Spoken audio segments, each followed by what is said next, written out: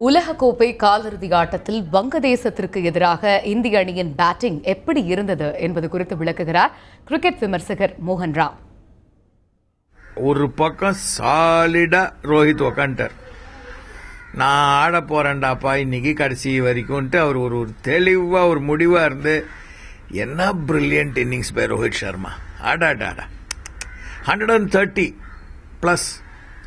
அதுல patience, temperament, stroke play, ஒரு தப்பான ஸ்ட்ரோக் பிளே இல்லை. எஸ், ஆங்கிலத்தில் ஒரு பழமொழி உண்டு, ஃபார்ச்சூன் ஃபேவர்ஸ் த பிரேவ்னு.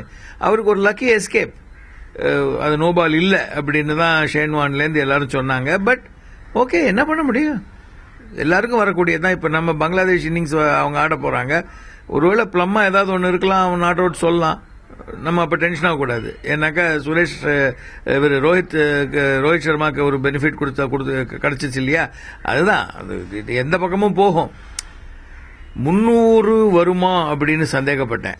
இன்ஃபேக்ட் ஒரு ஸ்டேஜில் 250 தொடுவோமான்னு பயந்துட்டேன். ஏன்னா அவ்வளவு மெதுவா ஆடினானுங்க. ஆனா நீ முட்டாளு, எனக்கு எல்லாம் தெரியும்னு தலை தோனி நிரூபிச்சிட்டார்.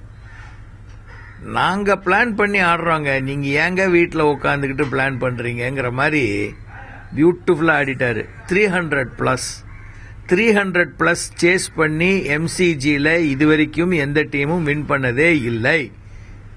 ஆக மேட்ச் நம்மளுக்கு தான். சரித்திரப்படி பார்த்தா சரித்திரத்தை உடைக்க வேண்டும் அப்படின்னு சொல்லி பங்களாதேஷ் வந்தாங்கன்னா வரட்டும், நல்லதுதான். பட் கப்பு நம்மளுக்கு தாங்க அப்படிங்கிற லெவலுக்கு ஆடிட்டாங்க இன்னைக்கு சுரேஷ் ரெய்னா, ரோஹித் சர்மா. அண்ட் கடைசியில் ஒரு gem of an innings Ravindra Jadeja. Gem of an innings. 10 பந்து உள்ள 25 அடிச்சு என்னமா. அதாவது ரொம்ப அழகா சொன்னாரு நாசிர் ஹுசைனுங்கிற முன்னாள் இங்கிலீஷ் கேப்டன். இந்தியன் டீம் இவ்வளவு நல்லா ஆடுதுன்னா எல்லாருக்கும் அவன் வேலை என்னன்னு அவனுக்கு தெரியும். அது அவன் பாட்டுக்கு வரான், அவன் செய்யறான், அவன் போறான். ரோஹித் சர்மாக்கு தான் நிக்கணும்னு தெரியும், சேகர் தவானுக்கு ஸ்டார்ட் கொடுக்கணும்னு தெரியும், ரெய்னாக்கு ஆக்சலரேட் பண்ணணும்னு தெரியும்.